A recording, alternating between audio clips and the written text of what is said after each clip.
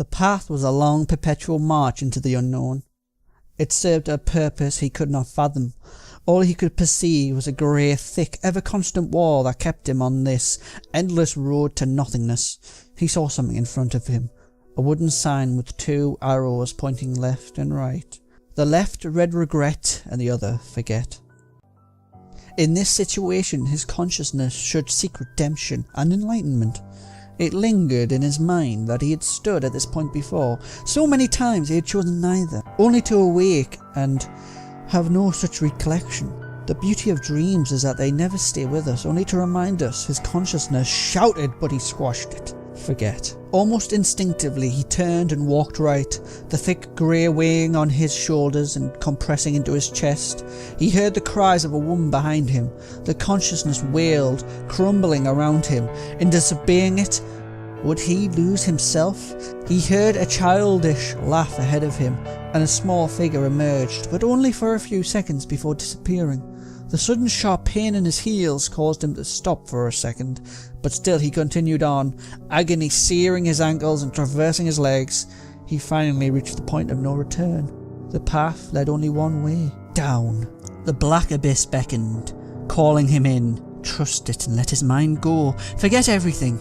All that he loved and cared about would be forever buried, never to enter his waking thought. He closed his eyes, feeling weightless, as if cast adrift on an endless sea, the current carrying him ever forward, but never back. The sensation of falling suspended his heart inside him. All this so powerful that it drowned out her cries, so desperate and so painful. He knew death was cruel, and that this torment would forever plague him. No one truly forgets, and as he opened his eyes he saw a large face full of colour. The numbness that had afflicted him subsided slightly. He lay in the arms of a stranger and could hear cars and trucks fly past. The stranger helped him stand. "You've been walking these past few miles, are you okay?" he said with urgency. "I'm fine, just not sure how I got here," he answered. "I can take you to the hospital if you like. Your feet are bleeding quite badly." He looked down for the first time. He was wearing a sleeveless shirt and pyjama bottoms. His feet were red raw. He could not feel any pain, which was unusual. "Yes, probably a good idea," he replied, attempting a meagre smile. They soon arrived at the hospital. The numbness subsided. Every step made him wince. He could barely walk. The stranger helped him to the reception desk. A nurse soon found a free bed and informed him a doctor would arrive shortly. The stranger left the room. The shadows loomed over him, reducing him to a child. He hid under his sheet as if to hide from the monsters. Maybe his mind was overthinking. The door swung open. Heavy footsteps and breathing soon reached him. The doctor stood over him with a face so horrifically scarred that the stitches holding the skin together threatened to burst open, revealing bone and taut muscle. "So many choose regret, but for those who forget, well, they get special treatment." "Special treatment?" he answers nervously. "Yes," said the doctor, raising a large butcher's knife, the blade still coated in the dried remains of its last victim. The doctor pressed just his blunt tip into his ankle. He cried out as the crushing pain shot through him, causing his leg to recoil. "Pain, dearest patient, is our friend and most enduring companion. For you to forget, you must learn to suffer. You may require further surgery." He turned slowly on his heels and marched out. The man shivered in his bed. Stretching his leg, he saw that just pressing the tip onto his skin left some of his skin hanging. Warmth trickled over his toes and soaked the white sheets red. The door opened again, and much to his relief, the stranger and an actual doctor entered. Pleasantries aside, the doctor advised he stay a few days until his feet recovered. He agreed, but held back on mentioning the previous doctor. He doubted they would believe him. The thought of being put in an asylum terrified him. Perhaps it was all just a hallucination. After all, he was feeling a little lightheaded and drowsy. Neither man had noticed the blood-red sheets. In fact, he had to look twice. They were still white.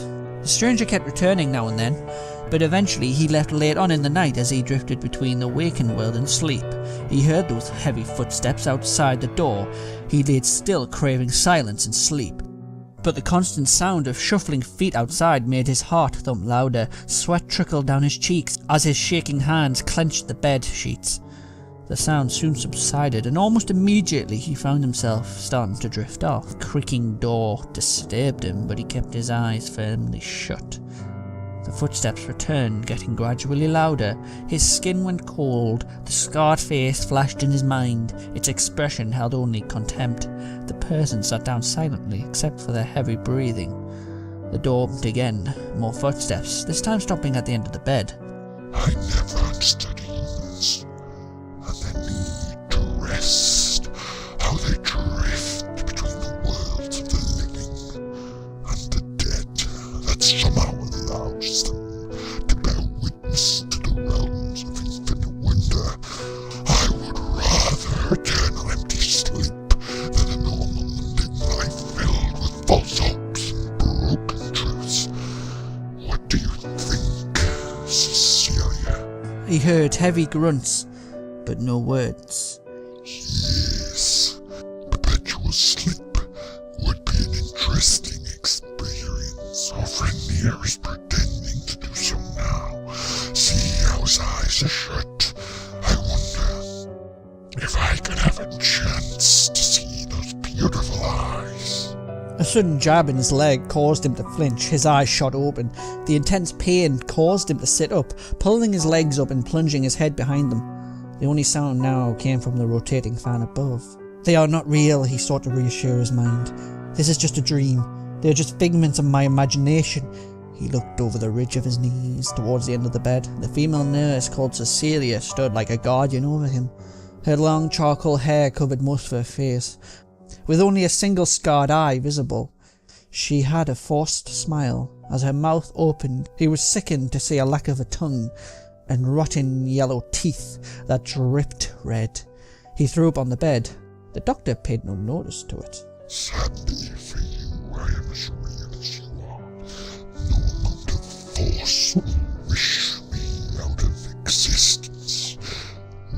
For my colleague here, I believe speech is a gift, but it can be abused, and she in particular became rather irritating, so I removed her tongue. Isn't that right? Cecilia nodded eagerly. Whoa, what are you? A surgeon. They call me Laech. You are my patient. I thought I'd make this clear. He looked at the torn dead flesh on his arm as if it were a watch. Is that the time? We best get going, Cecilia. Who is next? Patient 16. I hate the bastard personally, but if we must, the things I do for our master. They left, slamming the door. He sat whimpering under his soggy, sick-covered sheets. He didn't understand what this thing wanted. The demeanour suggested something more than a surgeon. This man seemed more like a serial killer, the kind that toys with his victim before delivering the final blow. He awoke to sunlight blaring in. A nurse entered, thankfully not Cecilia and that maniac. The mysterious stranger was with her. Most would have abandoned him by now, but this man was different, it seemed. You've been cleared to leave. Mr. Saxon here has found somewhere you can stay, and we found no personal belongings on you. We don't have that much on record. He thought for a moment. I don't recall much. Where's the place? Mr. Saxon answered, a motel, south of here. It should be sufficient until your memory comes back. The motel was a short drive from the hospital. He was feeling better. For one, he could walk, it no longer hurt, putting pressure on his heels. Every attempt to mention the surgeon, however, made him feel queasy. The wall of fog surrounding them reminded him of his dream, the feeling of being on a set path leading only to oblivion. When they reached the motel, the fog became thicker. Its presence suffocated them. Mr. Saxon looked quite nervous as they entered the reception area. Something's unnatural about all this. It feels like we're being imprisoned. He agreed. He felt like something was lying in the fog, observing from a distance. He wanted to shrug it off as paranoia, but he just couldn't. The reception was warm and inviting. Its walls were aligned with portraits depicting green fields and the beauty of nature. Finally, he felt safe. The feeling of being watched, though, niggled at the back of his mind. He slowly turned round and saw her. The fog hid her figure, but the face was unmistakable. Cecilia waved at him. Without realising, he did too. Mr. Saxon was soon at his side. "Who are you waving at?" He looked at Mr. Saxon. "I don't know." "Well, here's your key. Your room's on the 2nd floor. I'll be right next door if you need me." Mr. Saxon twisted his key and was about to enter his room when he paused for a moment. "I never had the chance to get your name."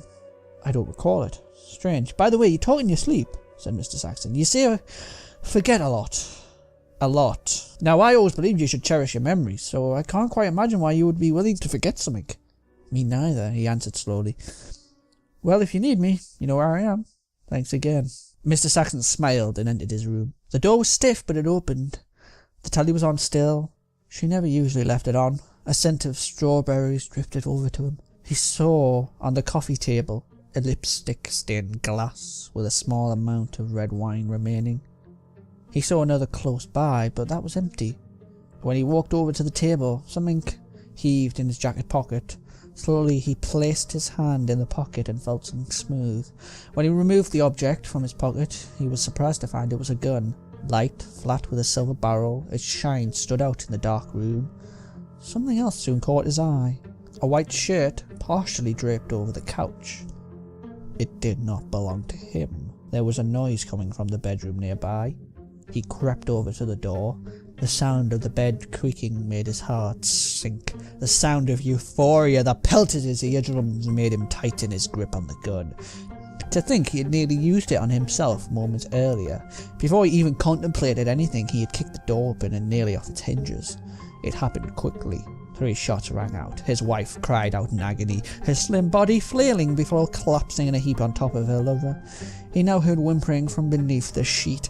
He watched as she was carelessly pushed off the bed. It landed with a loud thump.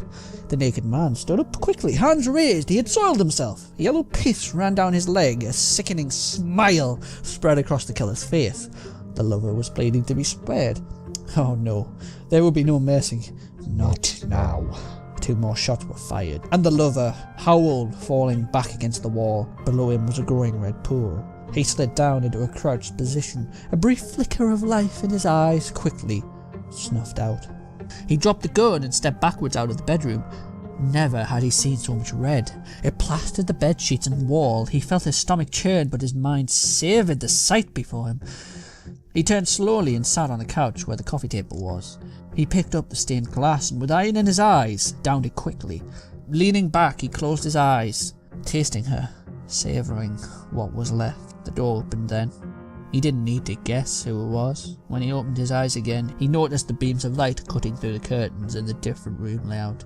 There was no coffee table in front of him, but in one of the corners was a chess table. That was where they were sat. Dr. Laech, with his rotten skin, and Cecilia, who remained always silent but forever smiling. I've known her for centuries, and yet still I can't beat her at chess. Cecilia tried to giggle, but it came out like a deep-throaty cough. I killed my wife. All part of the treatment, Adam. I wanted to remove any potential sentimentality. This was the only way. He said, moving the knight towards his next victim, a lowly pawn. So that when you make the choice, you will not waver, or falter, or reconsider. The stone knight came to life and drove his sword through the defenceless pawn. How can I not beat her? But this knight can destroy a pawn. How did you know? He paused. Suddenly, the numbing feeling in his feet came back. I will ask again. Who are you? The surgeon stood up and walked towards him. He sat down and greeted Adam with the horrifying stench of decay. I am but one of his children. I aim to find perfection. But to do that, I needed someone who has nothing to live for, so that in their mortality I will be able to strive closer and closer to the perfect human. Is that what you're turning me into? Dr. Laech attempted a smile, stood up, and left. Cecilia soon shuffled after him. The game left unfinished. Of course it would be. One single pawn remained.